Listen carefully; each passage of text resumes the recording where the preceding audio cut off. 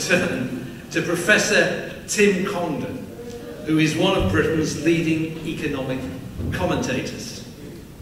For nearly 40 years, his monetary analysis of the UK's economic problems has enabled him to be on the right side of nearly every major economic argument. He was a prominent critic of Edward Heath's Dash for Growth, a prominent critic of Nigel Lawson's Shadow of the Deutschmark, John Major's ERM membership, and Gordon Brown and Mervyn King's handling of the banking crisis in 2007-8. If a succession of British governments had only listened to Tim Congdon, the country would be much better off now.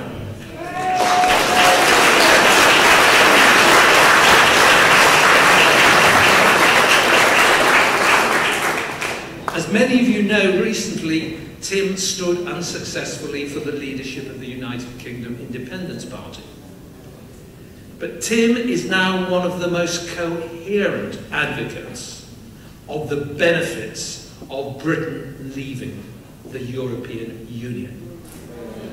Ladies and gentlemen, Professor Tim Congdon.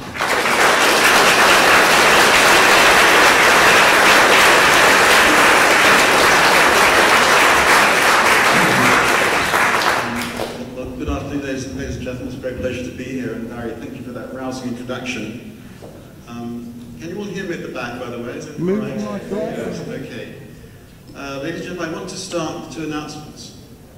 The first announcement is that I am a wrong person. The second announcement is that you are wrong people. Where do I get these assessments from? Well, I get them on the authority of Danny Finkelstein in an article in the Times last week, which you may have gathered from this, may be very cross. In this article, Danny Finkelstein referred to the speech that Hugh Gatesville gave in 1962 at the Labour Party conference, in which he said, joining the common market would be the end of Britain as an independent European state. I make no apology for repeating it. It means the end of 1,000 years of history. Massive applause. But his wife looked around the hall, and some people weren't clapping. And it was the wrong people who were clapping. The people who weren't clapping were the clever ones, the intellectuals, the journalists. The people who were clapping were the working class, trade unionists and so on, the wrong people. And what Danny Finkelstein says in this article is, Gatesville was the common market's a bad thing. We lose our independence. And Finkelstein said, and I found this so arrogant and rude, no comparable figures at the height of their power, and this includes Margaret Thatcher, have reached the same conclusion. These people still think they're right. They still think they're right, and the events of the last few weeks and months show very clearly that they're wrong.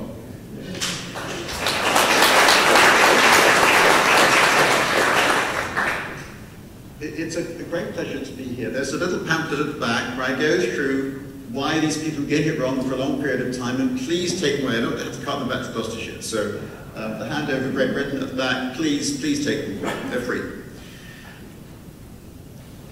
What is wrong with the single European currency? Well, I'm not just a wrong person, I'm also an economist. And I'm just going to give you very briefly, mercifully quite briefly, two economics lessons. One is that if the central bank expands too rapidly, too much money is likely to be created, and there'll be an inflation. And Germany, of course, has had two examples of this in the 20th century, two examples. One, of course, 1923, final hyperinflation. So the Germans have a deep hostility to unsound inflationary money, which of course is part of the Maastricht Treaty. Governments cannot borrow from the central bank on overdraft terms. There's an ambiguity, I'll come back to that. The second lesson I want to get out is that a central bank is a bank. That you and I can't leave deposits there or borrow from the central bank. The central bank is a specialized bank that is banker to governments and banker to banking systems. In any one nation state, the traditional monetary jurisdiction, the central bank is banker to the government and banker to the British banking system. This means that since the government can make legislation, in the very last resort, the government can always borrow from the central bank, and to that extent, it cannot go bust. Now, we know if there's too much growth of central bank money, there'll be inflation. Nevertheless, the government, within its own borders, in a normal monetary jurisdiction, cannot go bust. End of my two lessons. Now I'm going to talk much more about what's really wrong with the eurozone. Can I also just say here that I did say some of these things 20 years ago, I have promised the Bruges Group a pamphlet, I told you so, and it will eventually appear, but there we are, that may take a bit of time. But I'll put the papers together. What we have in the eurozone is, you might call, a multi-government monetary union. There's no federal government with tax-raising powers. And notice, so we've got one currency, 17 governments, 17 banking systems. The governments aren't in charge anymore. So the central bank can tell a government, we're not going to finance you. Therefore, the government can go bust. All right? You see, in the eurozone, the government can go bust. In a normal nation state, the government can always borrow in the extreme of the central bank, may cause inflation, but it can't go bust in its own currency. This means that the formation of the eurozone immediately reduced the creditworthiness of all its members, in that sense. Now, this wouldn't matter too much if the government's finances are in good order all across the eurozone and they're all fine, and everybody knows they're all fine, and fine. But suppose there's even a whiff of suspicion about a country leaving the eurozone. Think about the situation if you're in Greece today. You have some money in a bank in Greece. Greece may leave the eurozone. Drachma comes in. You're immediately lost. Drachma falls 50% against the euro. You've immediately lost 50% of the value of your deposit. What do?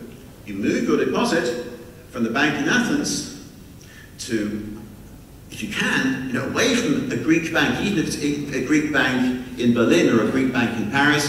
You move it away from a Greek bank, you move it to a French bank or a German bank, ideally out of that, not in Athens. So the result of the possibility of breakup is to cause severe money flight across borders, which means that banks can't fund their assets. So what do the banks then do? They go to the central bank, and the central bank is, as I explained, supposed to bank into the banking system. However, this is quite hard, even in Britain. Remember Northern Rock and the sequel to all that? The Bank of England is banker to the British government and banker to the British banking system. That's hard enough. Imagine the problem of the European Central Bank having to act as banker to 17 banking systems. All right? Well, in practice, and you see, because of this worry that Greek banks lose all their cash, then they have to go to the central bank. So this kind of thing that has set up the eurozone, the central bank likes to be hyperactive in dealing with all these banks that have cash problems funding their assets. And the result is that when you get some lack of confidence, that the ECB has to be very busy as banker to governments and banker to banking systems, and that is the nature of the current crisis that we're going through. All right? You may wonder, just before I finish on this, how is it that they got this far without these problems, which I pointed out, by the way, in 1992. How did they get this far because we had all those years when things were fine. Basically from 1999 to 2007. The answer is that in that period, there was this open international interbank market, which closed in July 2007 ahead of the Euro crisis. And in that period, banks could borrow from other banks, particularly actually in Asia, governments could borrow from banks, things were fine. Once that had closed, these problems are going to come to the fore, and that's the nature of the problem we have today. Now, do I have an answer to these problems? No, I don't, because there isn't one. What they've done is put together a structure which is inherently dysfunctional.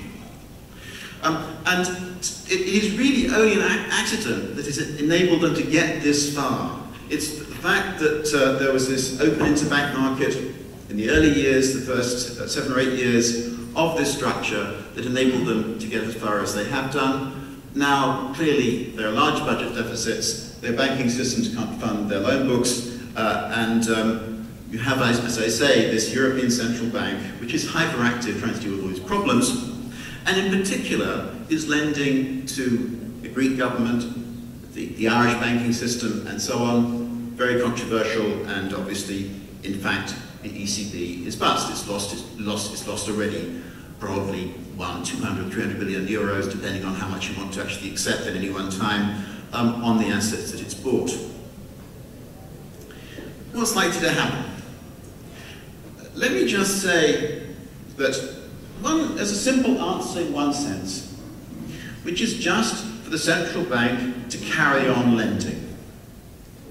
Now, at the start, you can't do too much of this because ultimately you're going to get inflation, and the Germans are adamant you can't, the ECB balance sheet must be fixed. You can't keep on lending to governments and central and banks.